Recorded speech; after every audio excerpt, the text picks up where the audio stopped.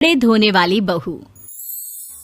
शादी के पहले से ही विभा को कपड़े धोने का बड़ा शौक था। कभी नल के नीचे तो कभी तालाब के पास। अरे मेरी नीली वाली लुंगी नहीं दिख रही है। विभा की अम्मा कहाँ रखी है लुंगी? अरे वो तो विभा ने परसों ही धोकर रखी थी आपकी अलमारी में, देखो वहीं होगी।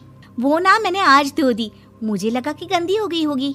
अरे कैसे गंदी हो गई थी, उसे तो मैंने पहना भी नहीं। हे भगवान, इस लड़की के कपड़े धोने की आदत से परेशान हो गया हूँ मैं।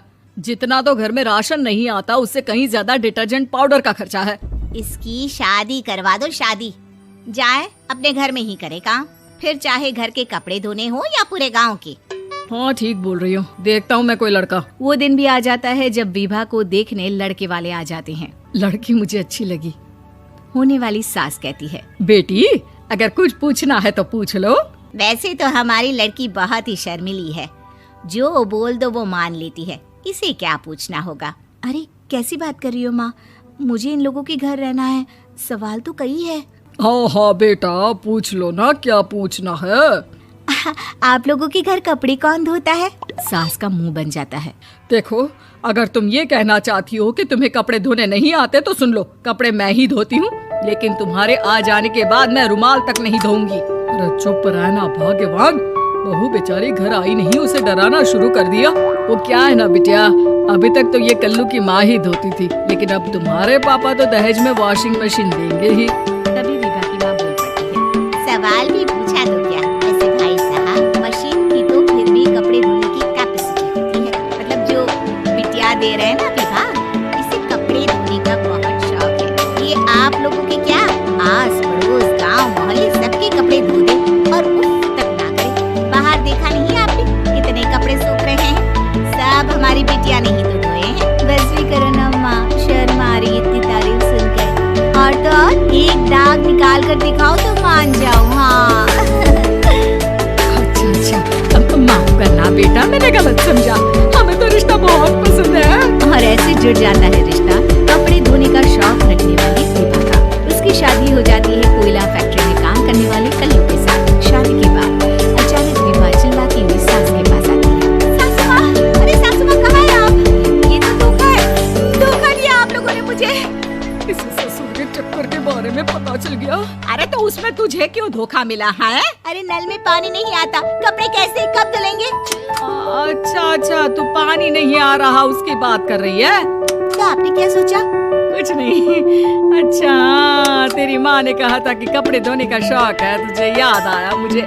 शौक शौक बोलकर कपड़े धोने वाले मेरे जुनून को कब ना आके सासू माँ, कपड़ा धोना मेरा गुरूर है। तभी पति भी वहाँ आ जाता है। अभी अभी मैंने इसे सनी देओल की फिल्म दिखाई है, इसी के डायलॉग मार रही है माँ। अच्छा सुन, साफ साफ बता रही हूँ, पानी सुबह 4 से 6 और शाम को 10 से 12 आता है, समझी? विभा टाइमिंग सुनकर हैरान हो जाती है। ये क्या भूतों का मोहल्ला है? सुबह 4 बजे उठ के कौन कपड़े धोता है? 4 बजे टंकी में पानी जाता है, फिर सारा दिन धोना ना, किसने मना किया? अरे कैसी बात कर रही है, 200 लीटर की टंकी में कितने कपड़े धो लूंगी मैं, सुबह ही उठ जाऊंगी मैं। अब क्या था, विभा सुबह 4 से लेकर रात के 12 बजे तक कपड़े ही धोती रहती। एक रोज सास पड़ोस से निकलकर कहीं जा रही होती है कि साथ वाली कहती है, हाँ कल्लू की माँ, जरा ये बताओ कि 2 साड़ी है, 2 ब्लाउज और एक पेंटिंग कोट और एक नाड़ी वाला लंबा कच्चा। हाँ तो अरे तो क्या कितना लोगी धुलाई, ये बताओ। धोबन दिख रहे हैं हम क्या? हमारे पति सरकारी नौकरी से अभी अभी रिटायर हुए हैं और बेटा सुपरवाइजर है कोयला फैक्ट्री में। धोबन समझ रखा है हमें। हाय रे कल्लू की अम्मा, माफ कर दो, वो तो मोहल्ले में यही सब बता रहे थे कि तुमने बहू को कपड़ा धुलवाने के काम में लगा दिया है। सास को पड़ोसन की बात सुनकर गुस्सा आ जाता है। वो घर पहुंचती है जहां घर के बाहर ही इतने सारे कपड़े सूख रहे होते हैं जितने कि किसी धोबन के घर पर। अरे ओ कल्लू की दुल्हन बाहर निकल। माँ जी यहीं आ जाओ, बाथरूम में चादर धो रहे हैं हम। अरे अभी हम धोते हैं, तुमको बाहर निकलो। ये आस पड़ोस वाले बोल रहे हैं कि हम बहू से कपड़े धुलवा कर उसे कपड़ा धोने वाली बना दिए हैं। अरे छोड़ो ना माँ जी, किन लोगों की बातों में आती हो? आस पास के लोगों का तो काम ही होता है कि वो किसी तरह सास बहू को लड़ा दे। बहू सारे घर के कपड़े धोती है, ये क्या कम है? बोलिए। सास को भी लग जाता है कि वो बहू का ये संकीपन नहीं छुपा सकती, इससे अच्छा है कि खुद ही चुप हो जाए। एक रोज सास और बहू मिल जाते हैं, जहाँ सास की साड़ी वहाँ खड़ी भीख मांगने वाली से मिलती है। माँ जी क्या बात है, आपकी साड़ी उस भिखारी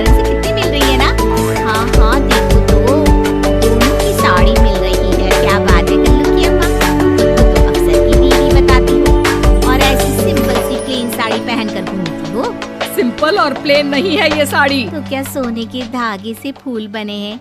कुछ भी सासू माँ, कुछ भी। हाँ बने थे इस साड़ी में सोने के धागे से फूल। मेरे पति लेकर आए थे मद्रास से स्पेशली मेरे लिए 10,000 की। ताहे भाई साहब इस भिखारन के लिए भी सेम टू सेम साड़ी लेकर आए होंगे 10,000 की। सास उस वक्त तो कुछ नहीं कहती, लेकिन बहू के साथ घर आती है और अलमारी से एल्बम निकाल कर लाती है। ये साड़ी देख रही है, ये वही साड़ी है जिसे मैंने अभी पहना था। इस साड़ी में ये जो चमकदार फूल दिख रहे हैं ना, ये सोने के धागों से काटे गए हैं। लेकिन तू लोकल वॉशिंग मशीन ब्रश से घिस घिस कर सारे फूलों को निकाल कर साड़ी प्लेन कर दी। मुझे माफ कर दीजिए सासू माँ। और तो और, जब मैंने तुझे तेरी गलती के लिए कुछ नहीं कहा, लेकिन तूने तो सबके सामने मेरा मजाक ही बना दिया। क्यों? बहू को समझ में आ जाता है कि अब से उसका कपड़े धोना